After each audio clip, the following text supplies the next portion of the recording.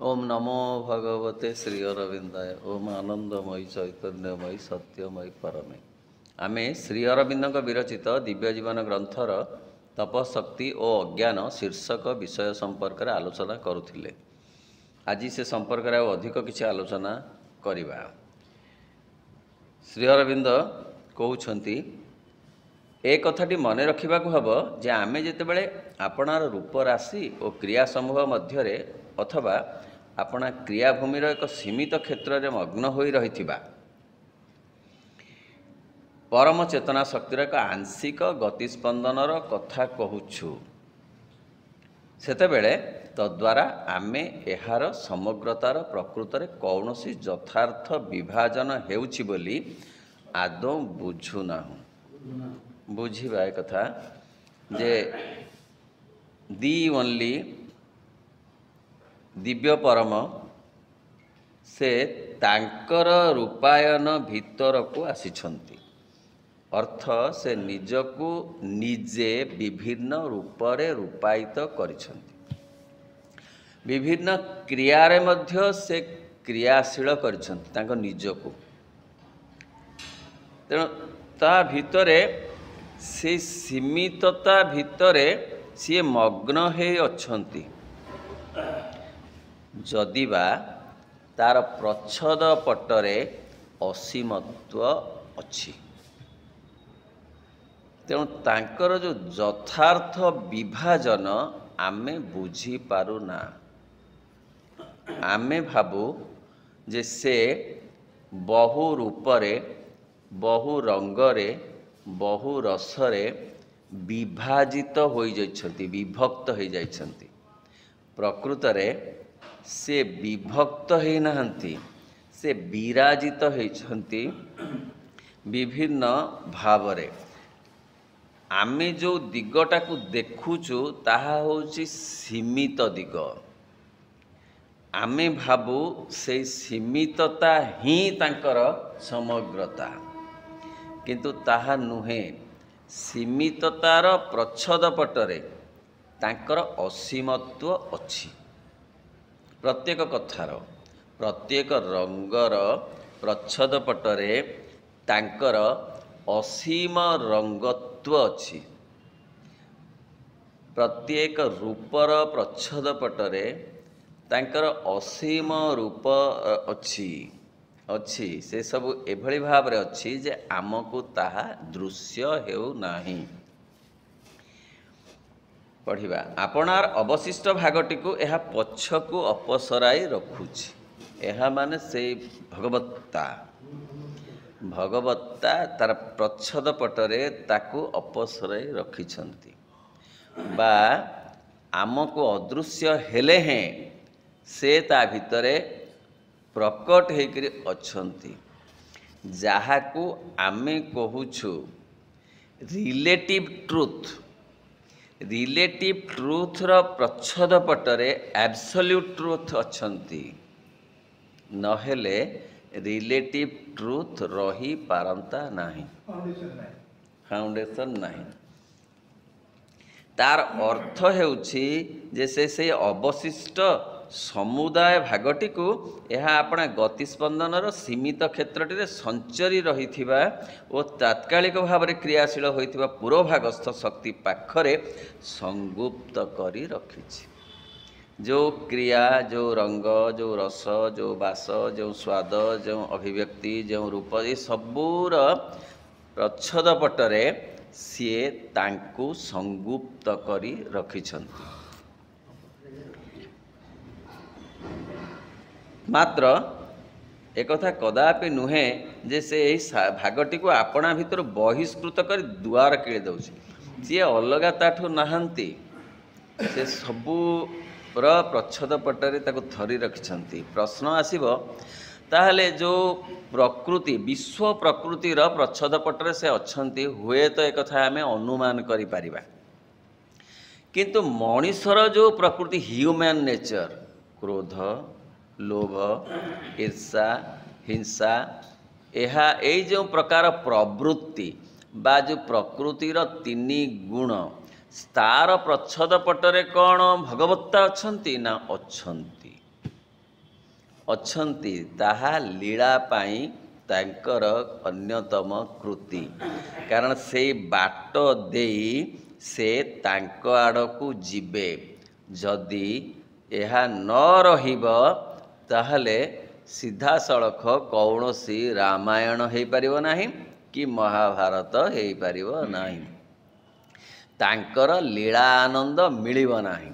ଅତଏବ ସେ ସବୁ ଭିତରେ ଅଛନ୍ତି, କିନ୍ତୁ ସବୁ ଭିତରେ ଥାଇ ନିଜକୁ ନିଜେ ଅତିକ୍ରମ କରୁଛନ୍ତି। Will you help? ସେ ତମ ଗୁଣରେ ବି ଅଛନ୍ତି, ସିଏ ରଜଗୁଣରେ ବି ଅଛନ୍ତି, ସିଏ ସତ୍ୱଗୁଣରେ ଅଛନ୍ତି, କିନ୍ତୁ ସେ ନିଜକୁ ନିଜେ ଅତିକ୍ରମ କରିବାକୁ ଚାହୁଁଛନ୍ତି। ଅର୍ଥ ତମ ଗୁଣରୁ ରଜଗୁଣ ବାଟ ଦେଇ ସତ୍ୱଗୁଣରେ ପହଞ୍ଚି ସତ୍ୱାତୀତ ଗୁଣରେ ପହଞ୍ଚିବା ପାଇଁ ସେ ନିଜେ ପ୍ରୟାସ କରୁଛନ୍ତି ନିଜ ମାଧ୍ୟମରେ। ଆମେ କେବଳ ନିମିତ୍ତ ମାତ୍ର ହେବା ପାଇଁ ସେ ଆହ୍ୱାନ କରୁଛନ୍ତି। ନିଶ୍ଚେତନାର ପର୍ଦ୍ଦା ତଳେ ଅନ୍ତରାଳ ହୋଇ ରହିଥିଲେ ମଧ୍ୟ ବସ୍ତୁତଃ ସମଗ୍ରତାବାଚୀ ଶକ୍ତିଟି ସେଠାରେ ସର୍ବଦା ମହଜୁଦ ହୋଇ ରହିଛି। ଏପରିକି ନିଶ୍ଚେତନାର ଅନ୍ତରାଳରେ ମଧ୍ୟ ସିଏ ଅଛନ୍ତି, ତାଙ୍କର ସମସ୍ତ ଶକ୍ତି ଅଛନ୍ତି। ଯଦି ନଥାନ୍ତା ତାହେଲେ ନିଶ୍ଚେତନାରୁ ଅଚେତନା ବାହାରି ପାରିତା ନାହିଁ। ଏବଂ ତାହା ହିଁ ସମଗ୍ର ଆତ୍ମସତ୍ତାର ସହଯୋଗରେ ଆପଣା ପୂର୍ବଭାଗସ୍ଥ ଶକ୍ତିଟିର ମାଧ୍ୟମରେ ଯାବତୀୟ କର୍ମ କରିବାରେ ଲାଗିଛି ଏବଂ ସେହି ଗତିସ୍ପନ୍ଦନଟି ଦ୍ୱାରା ବିସୃଷ୍ଟ ଯାବତୀୟ ରୂପରେ ବାସ କରୁଛି। ଖାଲି ସେତିକି ନୁହେଁ, ସେ ଖାଲି ଅଛନ୍ତି ନୁହେଁ, ସେ ଖୁବ୍ ଆକ୍ଟିଭ୍ ଅଛନ୍ତି। ନିଶ୍ଚେତନା ଭିତରେ ବି ଆକ୍ଟିଭ୍, ଅଚେତନା ଭିତରେ ମଧ୍ୟ ଆକ୍ଟିଭ୍, ଅବଚେତନା ଭିତରେ ଆକ୍ଟିଭ୍, ଚେତନା ଭିତରେ ଆକ୍ଟିଭ୍, ଏସବୁ ଭିତରେ ସିଏ ଆକ୍ଟିଭ୍ ଅଛନ୍ତି। ଏ କଥାଟି ମଧ୍ୟ ଉଲ୍ଲେଖ କରି ରଖିବାକୁ ପଡ଼ିବ ଯେ ଅବିଦ୍ୟାର ଆବରଣଟିକୁ ଘୁଞ୍ଚାଇ ଦେବା ଉଦ୍ଦେଶ୍ୟରେ ଆମ ଭିତରେ ଥିବା ଚେତନ ସତ୍ତା ଶକ୍ତି ଆପଣା ଐକାନ୍ତିକ ଅଭିନିବେଶ ଶକ୍ତିର ବିପରୀତମୁଖୀ କ୍ରିୟାଟିକୁ କାମରେ ଆଣି ଲଗାଇଥାଏ। ବ୍ୟକ୍ତି ଚେତନା ମଧ୍ୟରେ ଅବସ୍ଥିତ ପ୍ରକୃତିର ପୂର୍ବଭାଗସ୍ଥ ଗତିସ୍ପନ୍ଦନକୁ ଏହା ଶାନ୍ତ କରି ଆଣେ। ବୁଝିବା ଯେ ପ୍ରଭୁ କହୁଛନ୍ତି ଏ କଥାଟି ମଧ୍ୟ ଉଲ୍ଲେଖ କରିବାକୁ ପଡ଼ିବ। କ'ଣ ଉଲ୍ଲେଖ କରିବାକୁ ପଡ଼ିବ? ନା ଅବିଦ୍ୟାର ଆବରଣଟିକୁ, ବିଦ୍ୟା ଉପରେ ଗୋଟେ ଅବିଦ୍ୟାର ଆବରଣ ରହିଛି, ସତ୍ୟ ଉପରେ ଗୋଟେ ମିଥ୍ୟାର ଆବରଣ ଅଛି, ଅମରତ୍ୱ ଉପରେ ଗୋଟେ ମୃତ୍ୟୁର ଆବରଣ ଅଛି, ଆଲୋକ ଉପରେ ଗୋଟେ ଅନ୍ଧାରର ଆବରଣ ଅଛି। ତେଣୁ ସେ ଆବରଣକୁ ହଟେଇବା ପାଇଁ ଆମ ଭିତରେ ଯେଉଁ ଚେତନ ଶକ୍ତି ଅଛି, କନସସ୍ ଫୋର୍ସ ଆମ ଭିତରେ ଯେଉଁ ଅଛି ଏବଂ ତାର ଏକ୍ସକ୍ଲୁସିଭ୍ କନସେନ୍ଟ୍ରେସନ୍ ଦ୍ୱାରା, ଅର୍ଥାତ୍ ଆମର ଗୋଟେ ବ୍ୟକ୍ତି ସତ୍ତାର ଗୋଟେ ଶକ୍ତି ଅଛି। ଭଲ ମନ୍ଦ ଜାଣିବା, ଭୁଲ ଠିକ୍ ବୁଝିବା, ବିବେକ ବିଚାର କରିବା ଏବଂ ଆମର ଜୀବନର ଲକ୍ଷ୍ୟକୁ ସ୍ମରଣରେ ରଖିବା ଯେ ଜୀବନର ଲକ୍ଷ୍ୟ କ'ଣ। ଏ ଯେଉଁ ପରିବେଶ ମିଳିଛି, ଯେଉଁ ପରିସ୍ଥିତି ମିଳିଛି, ଯାହା ଯାହା ଉପାୟ ଉପକରଣ ଆମକୁ ମିଳିଛି, ତାକୁ ସାଧନ ସ୍ୱରୂପ ନେଇ, ମାଧ୍ୟମ ସ୍ୱରୂପ ନେଇ ଆଗକୁ ଯିବା। ଆଗକୁ ଯିବା ଚେତନାରେ, ଆଗକୁ ଯିବା, ଆଗକୁ ଯିବା ତାଙ୍କ ଆଡ଼କୁ ଯିବା, ଭଗବାନଙ୍କ ଆଡ଼କୁ ଯିବା, ପରମ ସତ୍ତାଙ୍କ ଆଡ଼କୁ ଯିବା। ଇଏ ହେଉଛି ଜୀବନର ଲକ୍ଷ୍ୟ।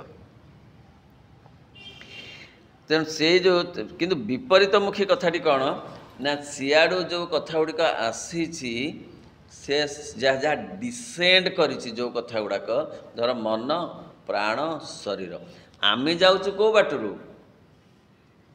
ଆମେ ବିପରୀତ ବାଟରୁ ଯାଉଛୁ ନା ନାହିଁ? ଆମେ ଶରୀର, ପ୍ରାଣ, ମନ ଏ ବାଗେ ଯାଉଛୁ। ତେଣୁ ଆମର ଅଭିନିବେଶ एक्सक्लूसिव कंसेंट्रेशनटा जदि यही सत्ता मानक उपरे परिपूर्ण भाव रहिबो ताहले आमे अतिक्रम करिबा सहज हब निजकु निजे। व्यक्ति चेतना मध्य अवस्थित प्रकृतिर पूर्वभागस्थ गति स्पंदन को यह शांत करी आने। तो प्रकृतिर जो अच्छी पूर्व माने ऊपर भाग जो प्रकृति गुड़ा प्रकृति तांको ठारू आसी ए विश्व लीला रे लीलायित होइछि। आमे विपरीत दिगरे जाई प्रकृति माट देई तांक पाखरे पहुँचीबा। गछरू तार छाई लंबी आसी आमे छाई रु गछ आड़ी को जीवा। गछरू आसी छाई आमे जीवु छाई रु गछ आड़ को आमे जीवु।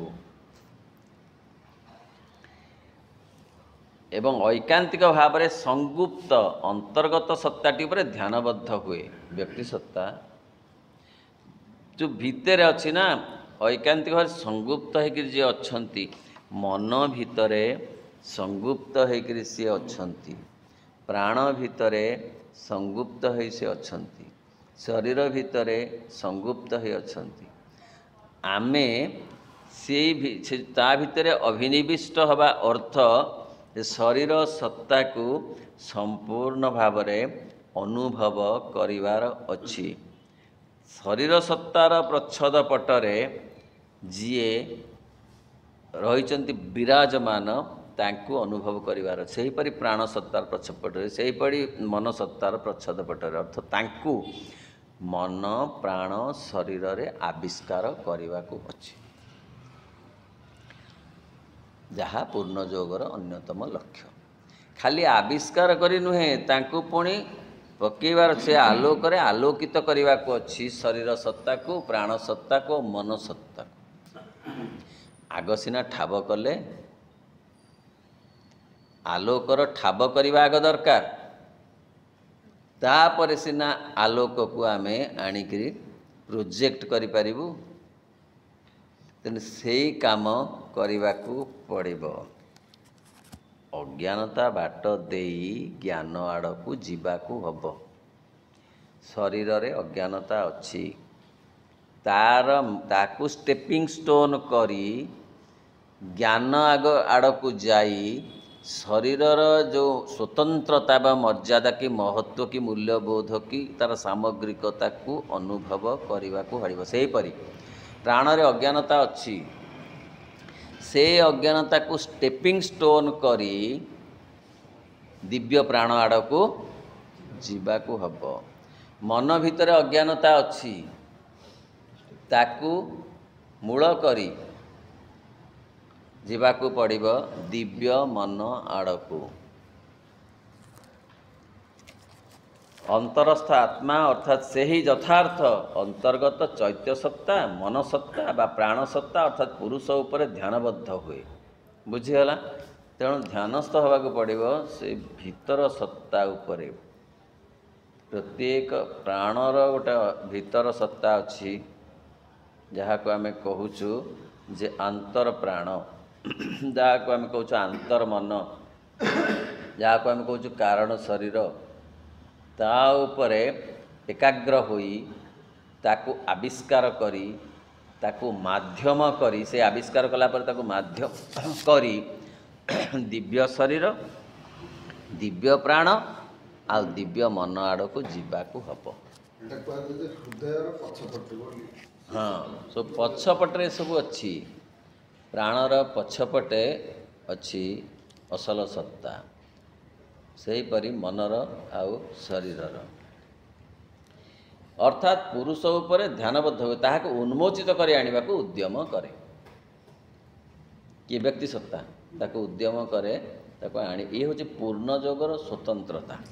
अन्य जोगरे देह आउ प्राण आउ मन एई मानंकर जो स्वतंत्रता अच्छी ता उपरे गुरुत्व दिया न जाई बरं ए मानंकु अवॉइड कर देवार अच्छी शरीर प्राण मन केवल आत्मा उपरे गुरुत्व दबार व्यवस्था अच्छे अन्य जोगरे पुरातन जोगरे पूर्ण जोगरे प्रत्येक सत्तार प्रच्छद पटरे थिबा जो स्वतंत्रता स्वतंत्र सत्ता दिव्य सत्ता ताकू आविष्कार करने को हब अर्थ शरीर प्राण मन को गुरुत्व देवा को हब अर्थ शरीर प्राण मन को माध्यम करी जीवाकू हब पूर्णता आड़क मात्र एपरी करि सारिबा परे एहाको आउ आपणार विपरीतमुखी ऐकांतिकता मध्य अवस्थित रह पड़े नाही एति कर सारा पर पुणी पछुक फेरिबा को हबनी निम्न प्राणरू उच्च प्राण को जाई दिव्य प्राण रे पहुँचवा लक्ष्य मात्र उच्च प्राण को जाई पुणी निम्न प्राण को फेरिबार आवश्यकता आउ नाही सेहीपरि निम्न मनरू उच्च मन को जाई उच्च मन बाट देई दिव्य मन रे पहुँचबार अछि मात्र पहुँचिले थरे उच्च मन रे आउ निम्न मन को फेरिबार आवश्यकता नबनी कि मनीष जो अवस्था जो ईर्षा हिंसा द्वंद्व कलह ठकामी भीतर ऊपर को उठी पुणी से आउ फेरिब ना सेतेबेले ताहा आपणार समग्र चेतना बा एक संव्याप्त चेतना रे पुनर्बार प्रतिष्ठित होई पारे सेतिके बेले प्रभु कहउछन जे तार गोटे इंटेग्राल कॉन्शसनेस आसीबो जेतेबेले से निजको निजे भिन्न भिन्न सत्ता को अतिक्रम करिवो खाली सेतिके नुहे समग्र चेतना आ एक संव्याप्त चेतना ग्लोबल कॉन्शसनेस तार आसीबो अर्थ संव्याप्त सम्यक भाव रे परिव्याप्त हेले ग्लोबल माने पॉलिटिकल ग्लोबलाइजेशन कथा नहीं अर्थ तार शरीर प्राण मन चेतन अवचेतन अचेतन ये समस्ते एक प्रकार दिव्यत्व रे प्रतिष्ठित होइथिबे अभिषिक्त होइथिबे सेमिति गोटे अवस्था आसीबो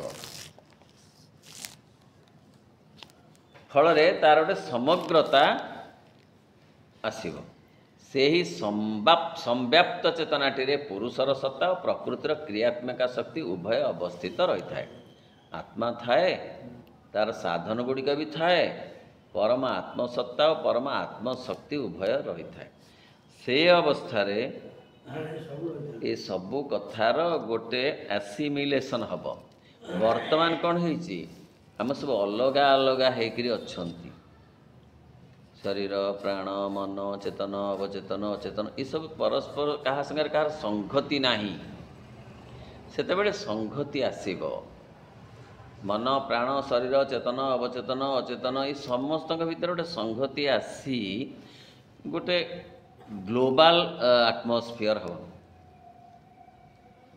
ग्लोबल आटमोस्फियर ने समस्त को नहीं गोटे सामग्रिक सत्तारे व्यक्ति सत्ता परिवर्तित हब सेतेबेले अज्ञानता बोली आउ कथा किछि रहिबने एई सब कथा काहा माध्यम रे हब ना गोटे तपशक्ति माध्यम तपशक्ति अध्य गोटे तापशक्ति तापन शक्ति गोटे जारित करुथिबा शक्ति गोटे आगुकु नौथिबा शक्ति गोटे ठेलना रे ठेलिबार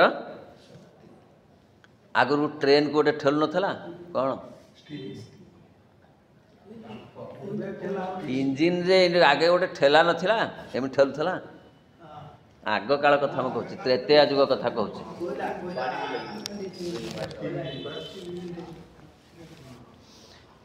सेमिति गोटे तापशक्ति अर्थ सेमिति गोटे सामर्थ्य अच्छी जीए इते बाट पर्यंत ऐतिहासिक मानक अलक्ष्य वैज्ञानिक मानक अलक्ष्य सृष्टि को पहुँचे कहबार अर्थ आमे एठी पहुँचीछु कोठु आसिलुणी जेलीरू एक कोशी जीवरू दादा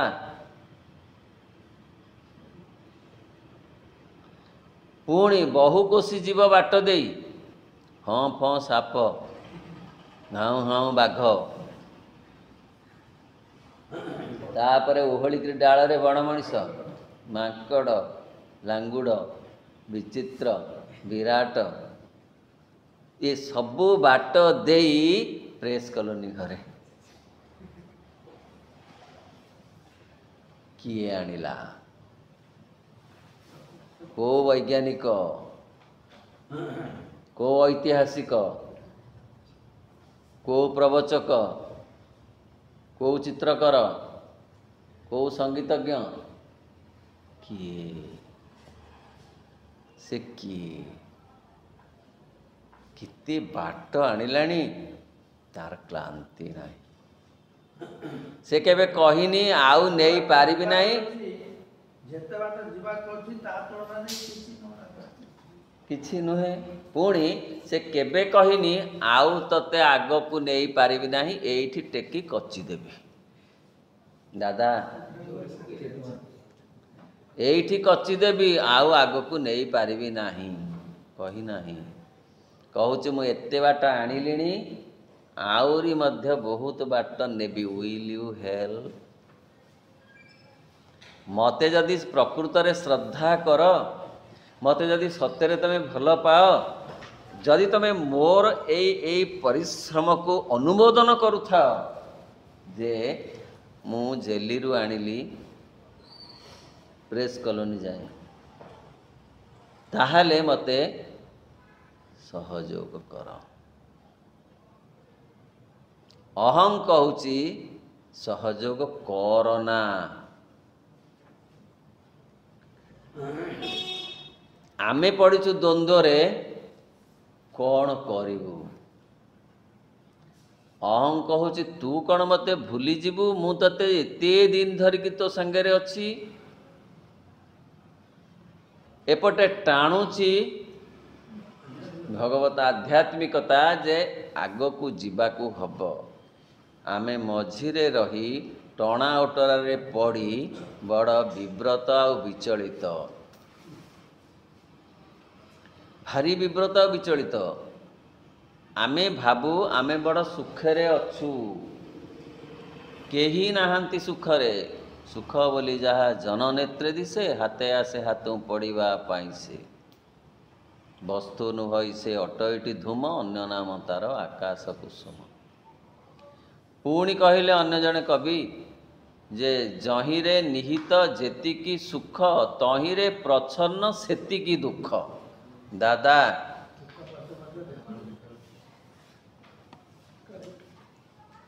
ଯାହା ସୁଖ ବୋଲି ଲାଗୁଛି ନା, ତାର ପଛରେ ଠିକ୍ ଯେମିତିକା ଫୁଲକୁ ଧରି ରଖିଛି ତାର ବୃନ୍ତ, ସେମିତି ଯେମିତି ଦିନକୁ ଧରି ରଖିଛି ରାତି, ସେମିତି ଦିନକୁ ସେ ସୁଖକୁ ଧରି ରଖିଛି ଦୁଃଖ। ସେଇ ଯେ ଏତେ ବାଟ ଆଣିଛି, ତାକୁ କି ଭାଷାରେ ଆମେ କୃତଜ୍ଞତା ଦେବା? ତେଣୁ ସେହି ସମ୍ବ୍ୟାପ୍ତ ଚେତନାଟିରେ ସେଇଠି କ'ଣ ହେଇଛି ନା, ଯେଉଁ ଆଣିଛି ନା, ସେ ପୁରୁଷ ଆଉ ପ୍ରକୃତି ଉଭୟଙ୍କର ସମ୍ମିଳିତ ଉଦ୍ୟମରେ ଏକଥା ସଂଗଠିତ ହେଇଛି। ଅର୍ଥ ଅନୁମନ୍ତାଙ୍କର ଅନୁମତି ଆଉ ପ୍ରକୃତିଙ୍କର କ୍ରିୟାଶୀଳତା, ଦୁଇଟା ଯାକ ମିଶି ଏ ପର୍ଯ୍ୟନ୍ତ ସୃଷ୍ଟିକୁ ଅଣାଯାଇଛି। ଖାଲି ଅନୁମତି ଦେଲେ ଯଥେଷ୍ଟ ହେବ ନାହିଁ। ଯିଏ ଅନୁମତି ଦିଅନ୍ତି ସିଏ ଅନୁମନ୍ତା। ତାଙ୍କର ଅନୁମତି ଯେ ଜେଲିରୁ ଏକ କୋଶି ଯିବ ହେବି, ଆଜ୍ଞା ମୁଁ କରିଦେବି। ବୁଝିଗଲା? କିଏ କହିଲେ ଆଜ୍ଞା ବୋଲି? ପ୍ରକୃତି। ପୁରୁଷ କହିଲେ ମୁଁ ଏକ କୋଶି ପ୍ରାଣୀରେ ରୁ ବହୁ କୋଶି ପ୍ରାଣୀ ହେବି, ଚାହୁଁଛି, ଆଜ୍ଞା ମୁଁ କରିଦେବି। କିଏ କହିଲେ? ପ୍ରକୃତି। ବର୍ତ୍ତମାନ ସିଏ ମଧ୍ୟ ଚାହୁଁଛନ୍ତି ଯେ ମାନବରୁ ମୁଁ ଅତି ମାନବ ହେବି, ଆଜ୍ଞା ମୁଁ କରିଦେବି। କିଏ? ମା। ଯେଉଁ ଦୁରୂହ କାର୍ଯ୍ୟଟି ଆହା କେଡ଼େ ସୁନ୍ଦର କଥା ସତେ। ଆମେ ଯଦି ଭାବିବୁ ନା ଦୂର ଅତୀତକୁ ଆଖି ପାଇବନି। ଆମର ଜେଲି ରୂପ ଆମର ଆଖିକି ଆଉ ଦିଶିବ? ଆମର ସେ ଗଛ ଓହଳା ମର୍କଟ ରୂପ ଆଉ ଦିଶିବ? କିନ୍ତୁ ସେ ବାଟ ଦେଇ ହିଁ ଆସିବାକୁ ପଡ଼ିଛି। ବର୍ତ୍ତମାନ ସେଥିପାଇଁ କୁହାହେଉଛି କୌଣସି ମାନୁଷୀ ପ୍ରୟାସ ନୁହେଁ, ମାଙ୍କର, ପୁରୁଷଙ୍କର ଅନୁମତି, ମାଙ୍କର କାର୍ଯ୍ୟଧାରା। ତେଣୁ ପ୍ରଭୁ କହୁଛନ୍ତି ମାଙ୍କୁ ଭଲ ପାଅ। ମାଙ୍କୁ ଯିଏ ଶ୍ରଦ୍ଧା କରେ ସେ ମୋ ଯୋଗ କରୁଛି। ମୋ ଯୋଗ କରୁଛି ମାନେ ମୁଁ ଯାହା ଚାହୁଁଛି ସେଇ ବାଟରେ ସିଏ ଅଛି, ଯିଏ ମାଙ୍କୁ ଭଲ ପାଉଛି। କାରଣ ମାଙ୍କ ଉପରେ ସେ ଦାୟିତ୍ୱ ଦିଆଯାଇଛି। ପ୍ରଭୁ କହିଲେ ମୁଁ ଶରୀର ଛାଡ଼ିଦେବି, ତୁମେ ରହିବ। ମୋ ଅନୁମତି, ତୁମର କ୍ରିୟା। ତୁମେ ରହିଲେ ସିନା କାର୍ଯ୍ୟରେ ପରିଣତ କରିବ ବୋଲି ପ୍ରଭୁ କହିଲେ ଦେହ ଛାଡ଼ିବା ପୂର୍ବରୁ। ବାସ୍ତବରେ ମା ହିଁ କ୍ରିୟାଶୀଳା। ବର୍ତ୍ତମାନ କାମ କରୁଛନ୍ତି ମା, ଆଉ ସେଇ କାମରେ ସହଯୋଗ କରିବାକୁ ଆମକୁ ଟିକିଏ ସେ କହୁଛନ୍ତି।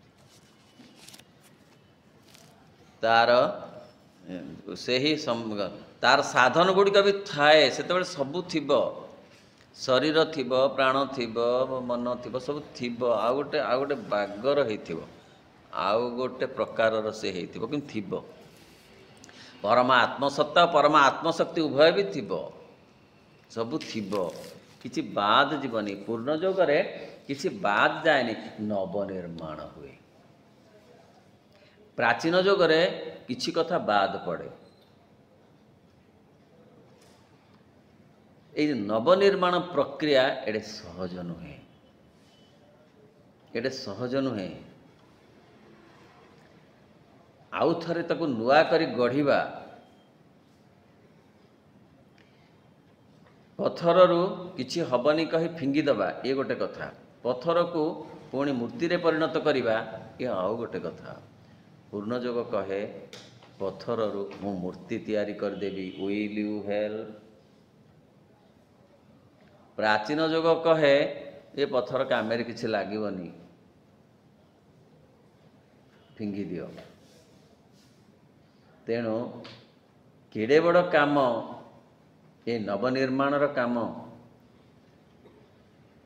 ଆଉ ସେତେ ବଡ଼ କାମ ପାଇଁ ଆମେ କେବେ କୃତଜ୍ଞତା କି ଜଣେଇଛୁ ମାଙ୍କୁ? ଆମେ ହୁଳୁହୁଳି ପକେଇକିରି ମାଗିଛୁ, ଯେମିତି ଆମେ ଦେବଦେବୀଙ୍କୁ ମାଗୁ, ଏହା ଦିଅ, ତା ଦିଅ, ତା ଦିଅ, ତା ଦିଅ, କାରଣ ତେମେ ଦେବତା। ସେ ମନା କରୁନାହାନ୍ତି ମାଗିବାକୁ, ତା ସହିତ ଆମେ ତାଙ୍କର ଏଇ ବିରାଟ କାର୍ଯ୍ୟ, ଏଇ କଷ୍ଟଟାକୁ ଆମେ କେବେ ଭାବନା ଭିତରେ ଆଣିଛୁ କି ଯେ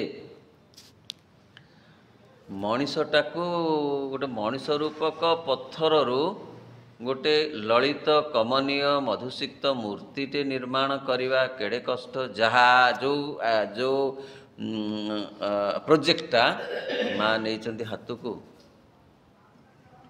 ତାହେଲେ ତାଙ୍କ ପ୍ରତି କୋଟିଏ ପ୍ରଣାମ ନଟ ହୋଇବ ମା ତୁମ ପାଦ ତଳେ, ଭାବେ ଯେବେ ବସି ତୁମରି ମହିମା, ନୟନୁ ଲୋତକ ଝରେ। ତାଙ୍କ ମହିମା କେବେ ବସିକି ଏକାନ୍ତରେ ଆମେ ଭାବିଛୁ କି? କେଡ଼େ କଷ୍ଟ ସେ କରୁଛନ୍ତି ଆମ ପାଇଁ, କେବେ ସେ କଥା ଆମେ ଚିନ୍ତା କରିଛୁ କି? ଯଦି ଆମେ ସେତିକି ଭାବନ୍ତୁ ତାହେଲେ ଅନେକ କୃତଜ୍ଞତା ଆମ ଭିତରେ ଆସନ୍ତା, ଯେଉଁ କୃତଜ୍ଞତା କି ପୂର୍ଣ୍ଣ ଯୋଗର ମୂଳ କଥା, ଗ୍ରାଟିଚ୍ୟୁଡ୍। ସେ ଆଗରୁ ତାର ସାଧନ ଗୁଡ଼ିକ ପରମା ଆତ୍ମସତ୍ତା, ପରମା ଆତ୍ମଶକ୍ତି ଉଭୟ ରହିଥାଏ। ସେତେବେଳେ ଏକ ବୃହତ୍ତର ଚେତନା ଦ୍ୱାରା ତାହା ଆପଣା ରୂପାୟନଟିକୁ ଆପଣା ଭିତରକୁ ଆବୋରି ନେଇପାରେ। ବୁଝି ହେଉଛି? ଯେତେବେଳେ ଗୋଟେ ବହୁତ ବଡ଼ କଥା ସବୁକୁ ଆବୋରି ଯାଏ, ମାନେ ପ୍ରାଣ ବଡ଼ ହେଇଯାଏ, ବଡ଼ ମନ ବଡ଼, ମନ ମାନେ ଦିବ୍ୟତ୍ୱର ଅଧିକାରୀ ହେଇଯାଇଥାଏ, ସେତେବେଳେ ସେ ବିରାଟତ୍ୱର ସଂସ୍ପର୍ଶରେ ଆସି ସବୁ ବିରାଟ ହେଇଯାଇଥାନ୍ତି। ତାହା ଭିତରେ ଯେଉଁ ସବୁ ସୀମାଗତ ବାଧା ରହିଥିଲା ସେସବୁରୁ ମୁକ୍ତ ହୋଇଯାଏ। ଓହ, କେଡ଼େ ସୁନ୍ଦର କଥାକୁ ସବୁ ଏ ମୁକ୍ତ ହୋଇଯାଏ ଅର୍ଥ ସିଏ ଯେଉଁ ବନ୍ଧନରେ ପଡ଼ିଥିଲା ଶରୀର, ମୃତ୍ୟୁର ବନ୍ଧନରେ, ଜଡ଼ତାର ବନ୍ଧନରେ, ଆଳସ୍ୟର ବନ୍ଧନରେ ମୁକ୍ତ ହୋଇଗଲା। କେତେବେଳେ ନା ଯେତେବେଳେ ଦିବ୍ୟ ଶରୀର ଆସିବ। ପ୍ରାଣ କେତେ ଥରେ ବନ୍ଧା ପଡ଼ିଛି ଲୋଭରେ, ଖାଦ୍ୟ ଲୋଭ ହଉ କି ଯଶ ଲୋଭ ହଉ କି ପ୍ରଶଂସାର ଲୋଭ ହଉ କି ପ୍ରତିଷ୍ଠାର ଲୋଭ ହଉ, ଲୋଭ ତ ପଡ଼ିଛି ବନ୍ଧା ନା, ମୁକ୍ତି ପାଇଯିବ ସେଥିରୁ, ସେ ବନ୍ଧନରୁ ମୁକ୍ତି ପାଇଯିବ। ମନ ସେମିତି ବନ୍ଧା ପଡ଼ିଛି କେତେ କେତେ କଥାରେ, ଛଳନାରେ, ଈର୍ଷାରେ, କଳହରେ, ଠକାମିରେ। ପ୍ରାଣୀ କ'ଣ ଠକି ଜାଣେ? ବିଲେଇ କାହାକୁ ଠକି ଦେଇଛି? ବିଲେଇ ତା ମାଲିକକୁ ଠକି ଫେରାର। ଦାଦା କ୍ଷୀର ପିଇ ଦେଇଛି କିନ୍ତୁ ପାର ହେଇଯାଇନି ଠକିକିରି, ବୁଲୁଛି ତଥାପି ଅଛି। କହୁଛି ଯେ ନା ନା ସେ ଠକିକିରି ପାର ହେଇଯିବା ଆଉ ଅଧିକାର କରି ସେଠି ରହିବା, ଇଏ ଆଉ ଗୋଟେ କଥା। କିନ୍ତୁ ମଣିଷ ଠକିବାର ଏକ୍ସପର୍ଟ। କିଏ ତାହେଲେ ଠକଉଛି, ତା ଠକିବା ବ୍ୟବସ୍ଥା କରୁଛି? ପ୍ରାଣ ନୁହେଁ, ମନ। ତେଣୁ ଏଇ କଥାଟା ଆଉ ସେତେବେଳେ ନଥିବ। ଯେଉଁ ସୀମାଗତ ବାଧା ରହିଥିଲା ନା, ଏଗୁଡ଼ା ସବୁ ବାଧା। ପ୍ରକୃତରେ ମା କହୁଛନ୍ତି ଈର୍ଷା ଗୋଟିଏ ସାଂଘାତିକ ବ୍ୟାଧି, ସାଂଘାତିକ ବିଷ, ଏଭଳି ଭାବରେ ସେ କହୁଛନ୍ତି। ଲୋଭ ପ୍ରତ୍ୟେକ ଥର, ପ୍ରତ୍ୟେକଟି ଲୋଭ ତୁମକୁ ଏକ ପାଦ ପଛକୁ ନେଇ ଆସେ। କ୍ରୋଧ ଯେତେବେଳେ ଅନୁଭବ କରୁଛ ସେତେବେଳେ ପଦଟି ବି ଉଚ୍ଚାରଣ କର ନାହିଁ।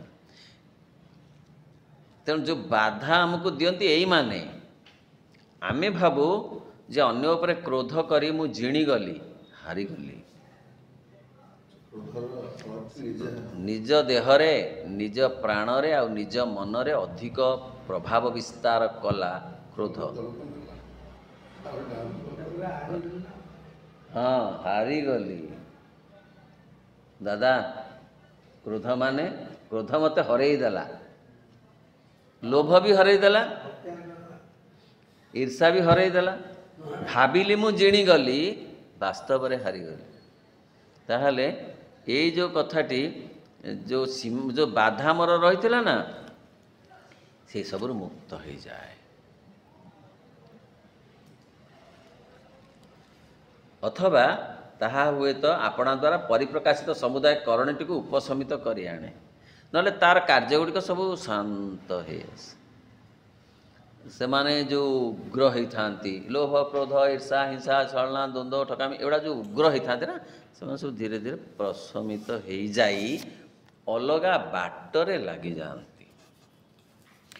ଯେଉଁ ସତ୍ତାମାନେ, ଯାହାକୁ ଆମେ ଭୂତ କି ସ୍ପିରିଟ୍ ବୋଲି କହୁଛୁ ନା, ସେମାନେ ଯେ ଟେକା ପକାଉଥିଲେ ଯେ ଗୋଲାପ ଫୁଲ ଆଣନ୍ତି, ବୁଝିହେଲାନି? ଯିଏ ଟେକା ପକାଉଥିଲେ ସେ ଗୋଲାପ ଫୁଲ ଆଣିକିରି ଦିଅନ୍ତି, ଫୁଲ ସୁନ୍ଦର ଫୁଲରେ ସଜାନ୍ତି ପରିବେଶକୁ। ଅର୍ଥାତ୍ ସେଇମାନଙ୍କର ଆଭିମୁଖ୍ୟ ଗୁଡ଼ାକ ବି ବଦଳିଯାଏ, ଉପଶମିତ ହୋଇଯାଏ। ଲୋଭ ଆସେ ତାଙ୍କ ଆଡ଼କୁ, ଭଗବାନଙ୍କ ଆଡ଼କୁ। କ୍ରୋଧ ଆସିବ ନିଜର କ୍ରୋଧତ୍ୱ ଆଡ଼କୁ। ମୁଁ କାହିଁକି ଏତେ କ୍ରୋଧୀ, ନିଜ କ୍ରୋଧ ସ୍ୱଭାବ ଉପରକୁ କ୍ରୋଧଟା ପଡ଼ିବ।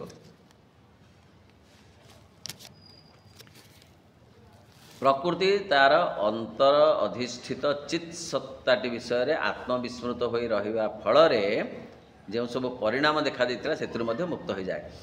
तेणु प्रकृति जो आत्मविस्मृत हो जाता ये सब थे प्रकृति लगे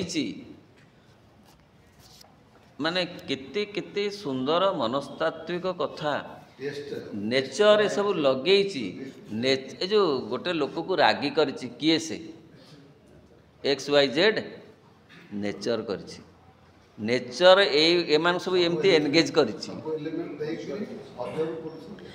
बाट दे सब स्वाद को अनुभव करवार व्यवस्था अच्छी। कलराटा पिता जदि कलरा न था मूलर सब कंदमूल होता था डायबिटीज तो 5 वर्ष बाहर नाई सब रखा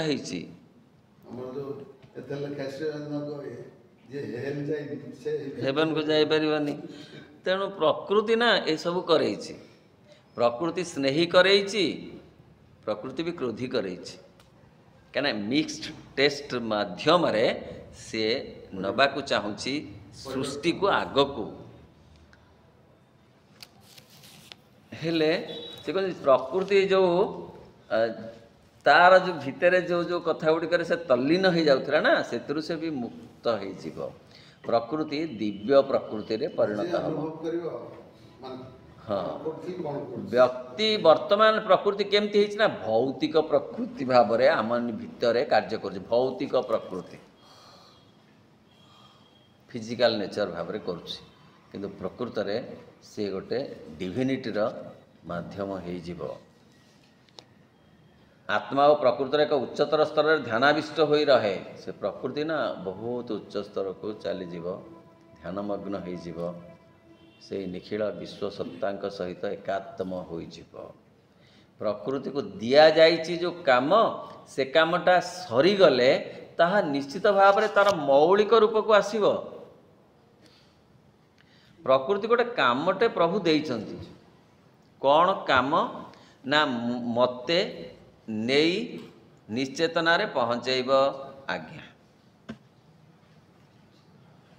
पहुँचेले मते आनी मो पाखरे थोइब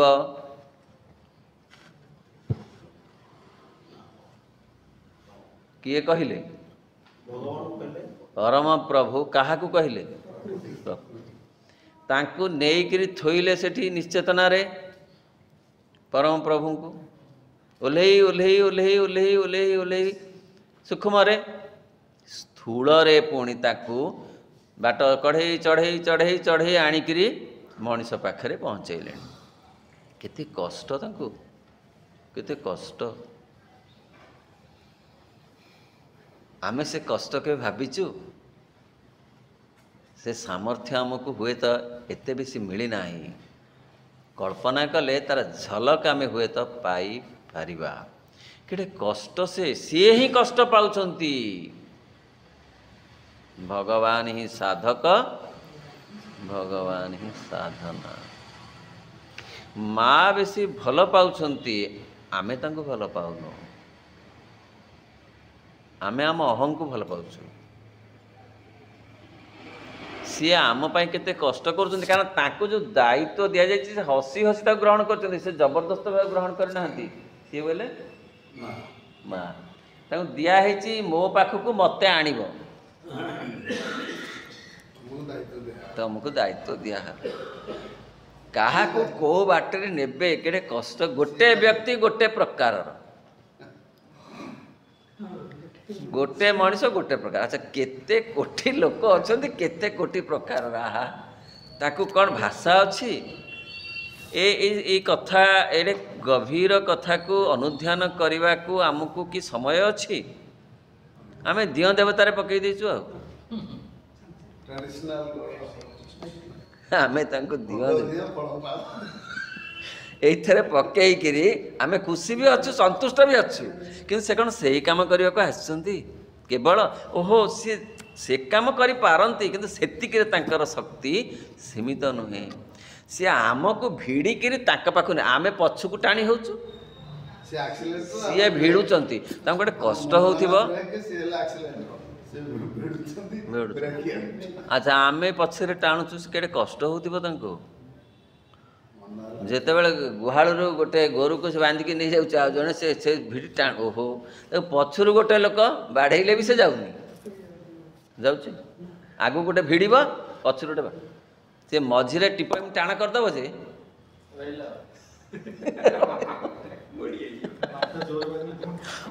ହଁ ଯାହା କହିଲେ ସେତିକି ବେଳେ ମା କହୁଛନ୍ତି ତମେ ଯଦି ସରଳରେ ଭିଡ଼ି ହେଇ ନଯିବ କ୍ରାସିଂ ସର୍କମଷ୍ଟାନ୍ସେସ୍ ଆସିବ। ଯାହା କହିଲେ ଭାଇ ସେ ଟିପ ଟାଣ କରିଦେଲେ ପାହାର ବେଶୀ ଜୋର ବସିବ। ତେଣୁ ସେ କହିଲେ ଜୋର ପାହାର ଖାଇବା ଆଗରୁ ଟିପଟା ଟାଣ ଏତେ କରନି।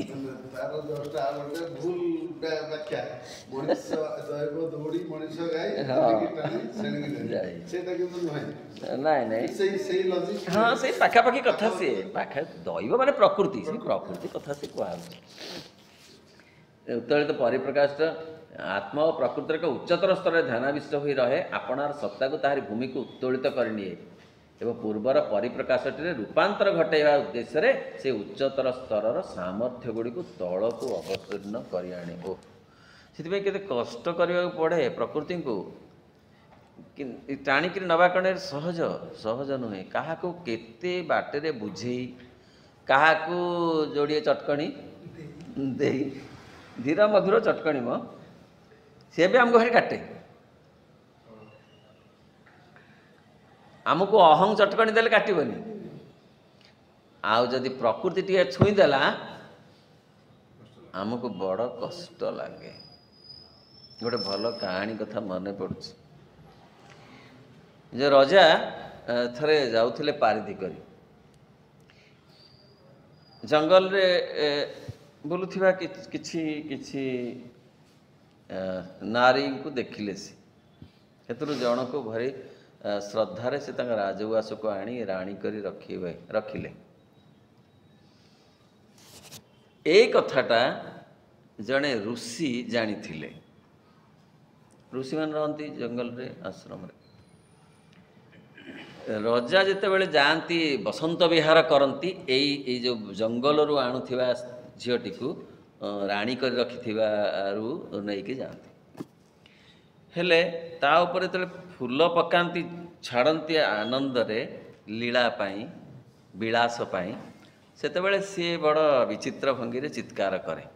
ସିଏ ବୋଇଲେ ରାଣୀ। ଏଇ କଥାଟା ଋଷି ଖବର ପାଇଲେ କୌଣସି ପ୍ରକାରେ। ଋଷି କହିଲେ ସିଏ ପୁଣି ଏମିତି ହେଉଛି।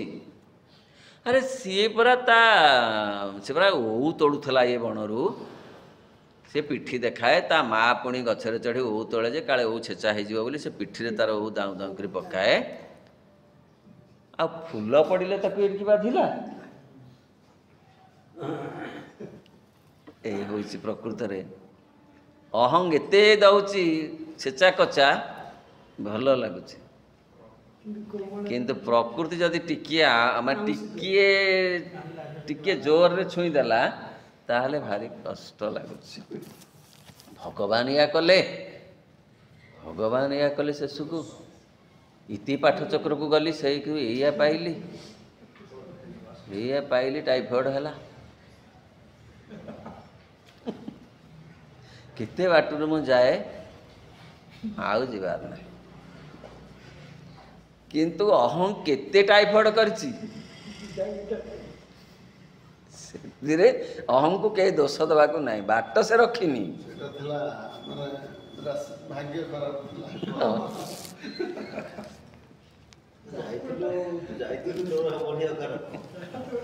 ଆତ୍ମା ଓ ପ୍ରକୃତି ଗଲା ତାହା ଆପଣାର ସତ୍ତାକୁ ତାହାରି ଭୂମିକୁ ଉତ୍ତୋଳିତ କରିନିଏ ଏବଂ ପୂର୍ବର ପରିପ୍ରକାଶଟି ରୂପାନ୍ତର ଘଟାଇବା ଉଦ୍ଦେଶ୍ୟରେ ସେ ଉଚ୍ଚତର ସ୍ତରର ସାମର୍ଥ୍ୟ ଗୁଡ଼ିକୁ ତଳକୁ ଅବତରଣ କରି ଆଣେ। ନହେଲେ ଏମାନଙ୍କୁ ଆମକୁ ନେଇ ହେବନି। ସେ ଅତି ଉଚ୍ଚକୋଟୀର ଚୁମ୍ବକକୁ ନ ଆଣିଲେ ଏ କଳଙ୍କି ଲଗା ଲୁହାକୁ ସହଜରେ ଟାଣି ହେବନି। ସେଥିପାଇଁ ମଧ୍ୟ ସେ ଏତେ କଷ୍ଟ କରନ୍ତି ପ୍ରକୃତି।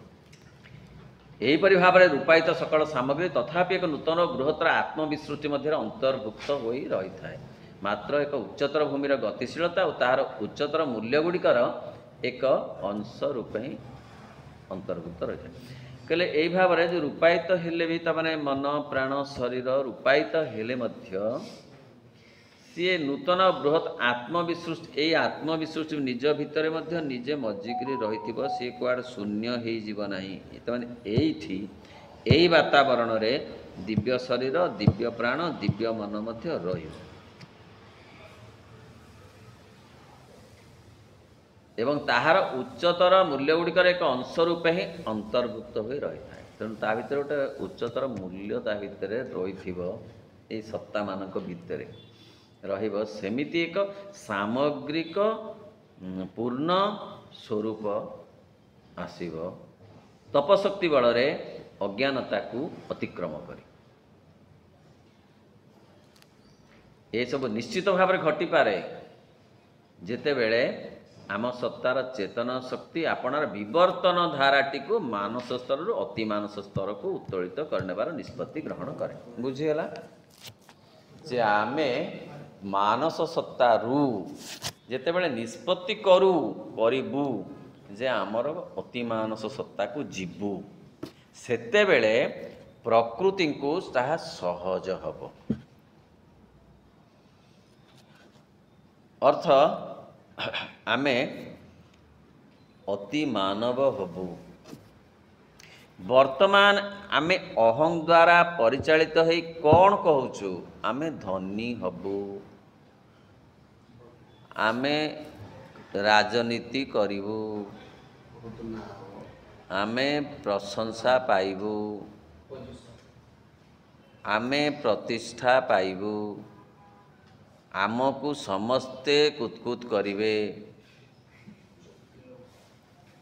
आम ये गोटा कहूचे आम जीवनर सार्थकता केबे दिने भाविनु जे मो आसीची मते सुजोग स्वरूप जीवन दिया जाइछि आगु को जीवाको अर्थ तांको आड़ को जीवाको मो दिव्य मानव हेबी मो आ गोटे स्पेसीज रे एडमिशन करिबी ए स्पेसीजटा पूर्ण नुहे ए स्पेसीजटा गोलमालिया बहुत दिन रहिले ता भितर भलो लागुनी गोलमालिया एटी फूल भी अच्छी आ कंटा भी अच्छी फूल तोलू तोलू कंटा भी फुटी जाउची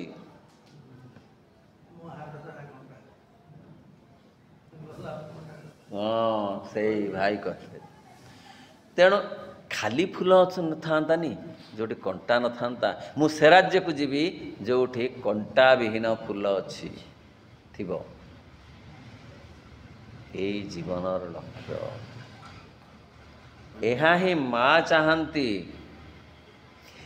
एही जीवन को जड़े जीवाकू चाहिए जहा जहा ता दरकार ताहा से जोगई देवे प्रोवाइडेड जदि तांको उपरे निर्भर करा जाए आमे किंतु सीमिततारे रही माँ को नड़िया तेल बोतल मागुछु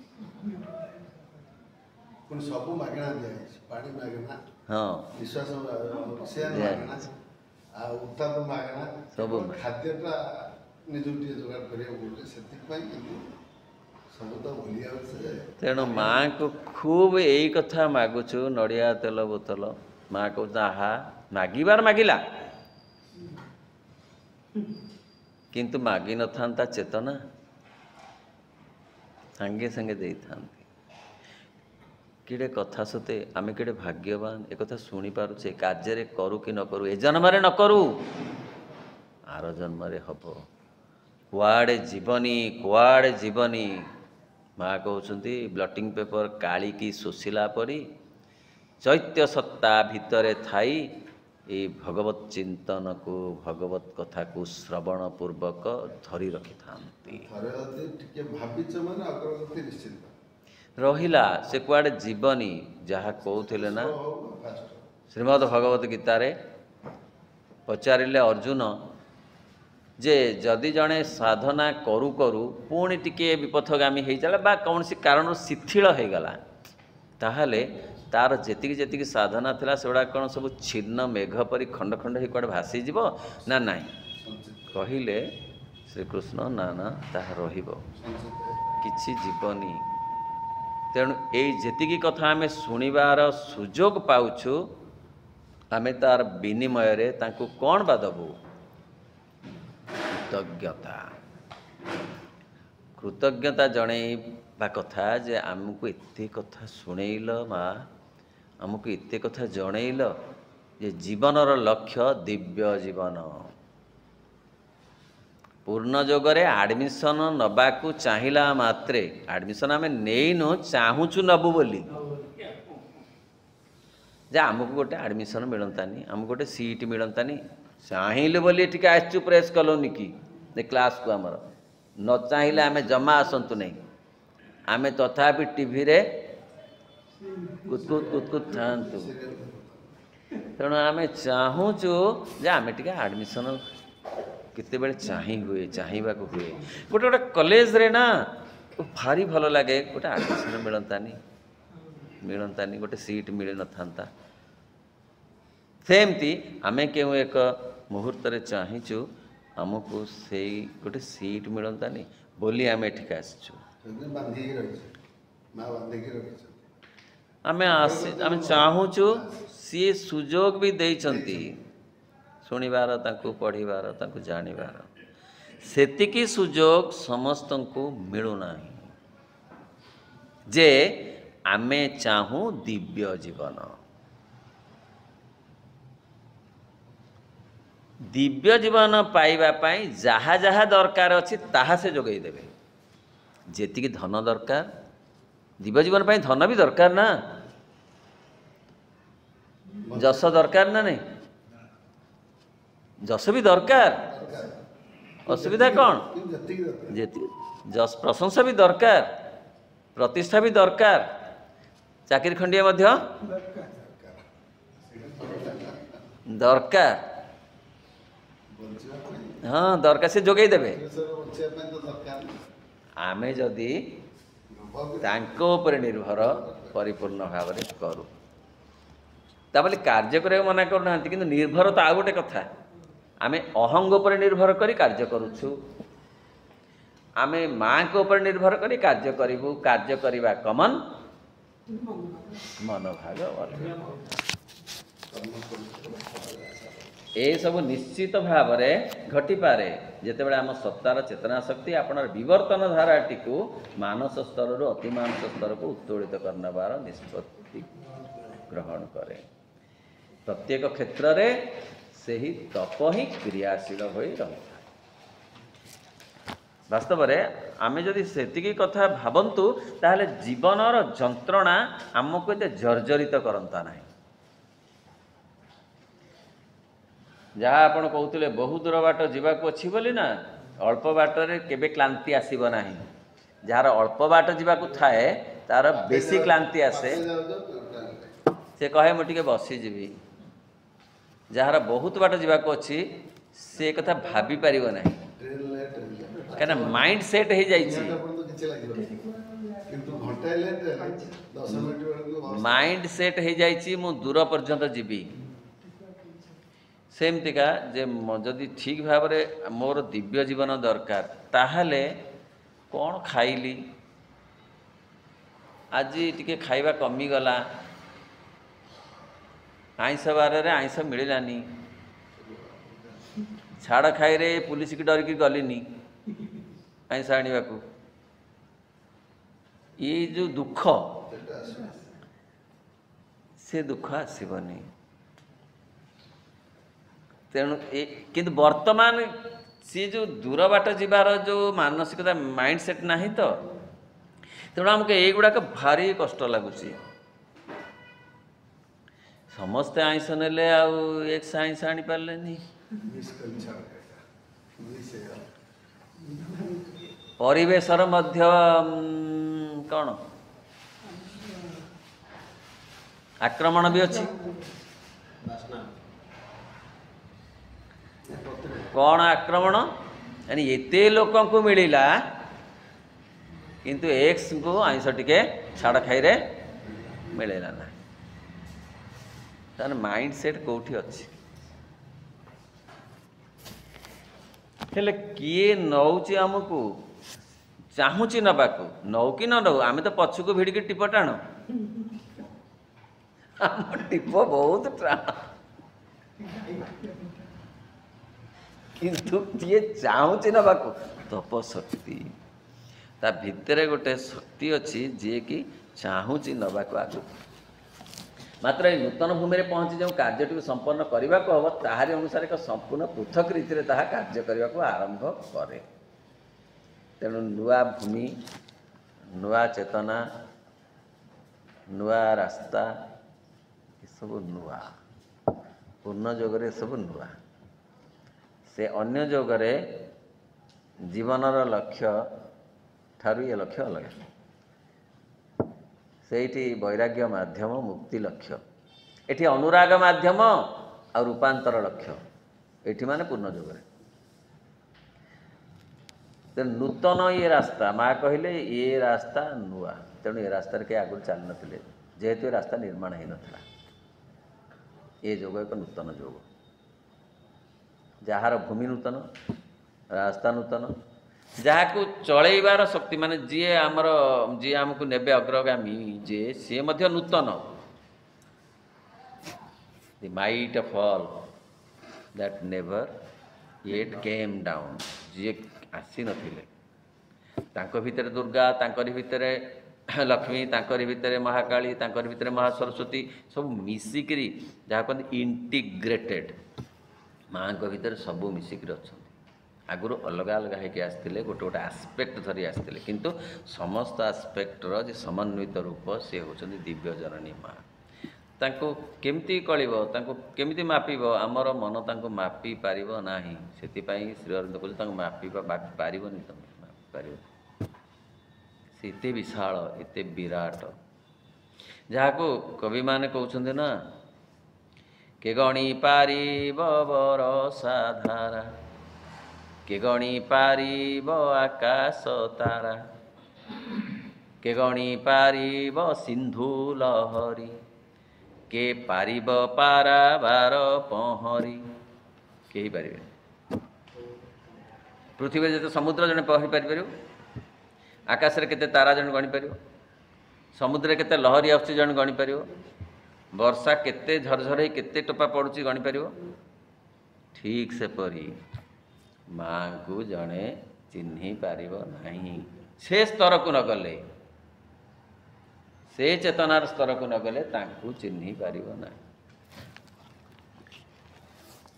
ତେଣୁ ପରମ ଅନନ୍ତ ସତ୍ତାର ପୂର୍ବ ନିର୍ଦ୍ଧାରିତ ପ୍ରକ୍ରିୟା, ପ୍ରିଡୋମିନେଟେଡ୍ ପ୍ରୋସେସ୍, ଗତିଶୀଳତା ଆତ୍ମ ସମ୍ପ୍ରସାରଣ ଅନୁସାରେ କାର୍ଯ୍ୟ କରିବାକୁ ଆରମ୍ଭ କରେ। ତେଣୁ ତାଙ୍କର ଯେଉଁ ଡିଭାଇନ୍ ପ୍ଲାନ୍ ଅଛି ନା, ଗୋଟେ ନୂତନ ରାସ୍ତାରେ ଯିବାକୁ ଗୋଟେ ଡିଭାଇନ୍ ପ୍ଲାନ୍ ଅଛି। ସେ ପ୍ଲାନ୍ ବାଟ ଦେଇ ସିଏ ନେବେ। ସେଥିପାଇଁ ଗୋଟେ ଆତ୍ମ ସମ୍ପ୍ରସାରଣ ଲଗା ହେଇଛି। ତେଣୁ ଆତ୍ମ ସମ୍ପ୍ରସାରଣ ଯାହା କହୁଛନ୍ତି ସେଲ୍ଫ ଡିପ୍ଲୟିଂ, ନିଜେ ନିଜେ ସବୁ ପ୍ରସାରିତ ହେଇଯିବା। ଶରୀର ଚେତନା ପ୍ରସାରିତ ହୋଇ ହୋଇ ଦିବ୍ୟ ଶରୀରରେ ରୂପାନ୍ତରିତ ହେବ। ପ୍ରାଣ ଚେତନା ପ୍ରସାରିତ ହୋଇ ହୋଇ ଦିବ୍ୟ ପ୍ରାଣରେ ରୂପାନ୍ତରିତ। ମନ ଚେତନା ସେମିତି ପ୍ରସାରିତ ହେଇ ଦିବ୍ୟ ମନରେ ପରିଣତ ହେବ। ତେଣୁ ତା'ର ଗୋଟେ ଡାଇନାମିଜିମ୍ ରହିବ, ଗୋଟେ ଗତିଶୀଳତା ତା ଭିତରେ ରହିବ। ପ୍ରାଣ ଆସିଛି ଗତିଶୀଳ ହୋଇ ଦିବ୍ୟ ପ୍ରାଣରେ ପରିଣତ ହେବାକୁ। ମା ସେଇ କାମ କରିବାକୁ ଆସିଛନ୍ତି। ପ୍ରାଣକୁ, ଏ ଭୌତିକ ପ୍ରାଣକୁ, ଏ ଜାଗତିକ ପ୍ରାଣକୁ କ'ଣ କରିବାକୁ ନା ଦିବ୍ୟ ପ୍ରାଣରେ ପରିଣତ କରିବାକୁ। ମା ସେ କାମ କରିବାକୁ ଆସିଛନ୍ତି, କରୁଛନ୍ତି। Will you help? ସେ କହୁଛନ୍ତି ତମେ ଟିକେ ସହଯୋଗ କଲେ ମୁଁ ଏଇଟା ସହଜରେ କରିଦେଇପାରିବି। ପ୍ରାଣର ଭବିତବ୍ୟ ଦିବ୍ୟ ପ୍ରାଣ, ମନର ଭବିତବ୍ୟ, ଭବିତବ୍ୟ ମାନେ ଭବିଷ୍ୟତ ରୂପରେଖ ଦିବ୍ୟ ମନ, ଶରୀରର ଭବିତବ୍ୟ ଦିବ୍ୟ ଶରୀର। ଯେତେ ଦିନ ପର୍ଯ୍ୟନ୍ତ ତାହା ନ ହୋଇଛି ସେତେ ଦିନ ପର୍ଯ୍ୟନ୍ତ ଏମିତି ପଙ୍କ ଚକଟିବାକୁ ପଡ଼ିବ। ମିନ ଗୋଟିଏ ଯୋଡ଼ିଏ ଧରିବ। ନା ସେ ଭଜାକୁ ପାଇବ, ନା ତରକାରୀ, ନା ନିଜର ପେଟ ପୁରିବ, ନା ଆଉ ଚାରୋଟି ତ ମିନ, ମିନ ଚାରୋଟି। केते भजा हब केते तरकारी हब जे पंख चकटी चकटी गोड़ बिंधिलाणी दादा कहा कथा नहीं दुनिया कथा पड़ी पृथ्वीर कथा पड़ी सी कहवा कथा जे नाई नुआ रास्तार जीवार व्यवस्था से करिसेंती आत्म प्रसारण फल से अनुसार कार्य करने को आरंभ करे सबु कथारे से आमको श्रद्धार सहित सहयोग मागुछंती सहयोग मागुछंती प्राणी की सहयोग मागी नथिले पत्थर को प्राणी करने गछ करने को सी सहयोग मागी नथिले कहीं ना सी से क्षेत्र रे स्वयं संपूर्ण प्रायतः थिले वर्तमान कौन है ना अहं को से देइछंती लीला पाई से ही अहं तांकु वर्तमान विरोध करुछि जहा को देइथिले बगीचा जगिबाकू जहा को देइथिले जमी जमी हमर सब दिया हुए कि भाग दिया हुए से कहलानी मिलबनी केवल नुह आसी पारिबनी अवस्था से अहं कहूची भगवान भगवान कही ना तांकु याडे पूरा ना मु अच्छी तू अच्छु शांति रे आमे अच्छे यही अवस्था वर्तमान घटी ये जो स्पेसीज ना से स्पेसीज बड़ जंत्रणा रे जर्जरित स्पेसीज माँ कहते गोटे पाद रही प्राणी भितर भारी क्रिटिकाल जंत्रणा रे जर्जरित स्पेसीज जहाँ आप कहले सेटा अनुभव कले ही जानी हब माँ कथार गोटे पाद पशि जाइए पंकरे पशुपक्षी माने पूरा डिसिप्लिन किंतु ताकर से निश्चिंत रह माँ कहते ताकर चिंता नहीं राति गोटे पक्षी खाया से खाइब किंतु आमर 10 गोड़ 4 गोड़ 3 गोड़ 2 गोड़ समस्त एकाठी मिसी तेणु राति अधारे सी किंतु संध्या पर छुईबे नहीं पक्षी की देले से सी कहते जे कौन ना गोटे पाद रही प्राणी भितर पंख भितर आउ गोटे पाद ऊपर को टिके टिके एमती उठाऊँच मनुष्य तो आड़ भी थोड़ी बोली आउ ऊपर को चाहिए हे भगवान बोली कौन बोली गोटे हा हता से ही चाहिए विचित्र माँ कहले गोटे मनस्तात्विक फोटोग्राफर जब फोटो उठाता ते मनीष केड़े असहाय आ केड़े विकृत हाँ जानी हुंता सत ना किंतु मनीष निजक भावुची सबुठ बेसी श्रेष्ठ प्राणी बोली अहं कहीदे तोठू बड़ी बड़ कहीं ना तू बर्तमान रचना खातर सी लिखिक नंबर पाइजा मनुष्य हूँ कौन श्रेष्ठ समाजर ना कौन पृथ्वीर ना श्रेष्ठ प्राणी बोली से लेखे नहीं रचना केते केते लिखे रचना एबे भी लिखाऊँच से कागज लिखाऊला एइले पूरा चिंताधारा लिखाऊँच जे मु हूँ श्रेष्ठ प्राणी ए पृथ्वीर बोली अहं कथा चिंताधारा करोचे आमको जी कि असुविधा बहुत पकाउची आमे जानी पारु ना। ओम नमो भगवते श्री अरविंदाय। ओम आनंदमयी चैतन्यमयी सत्यमयी परम।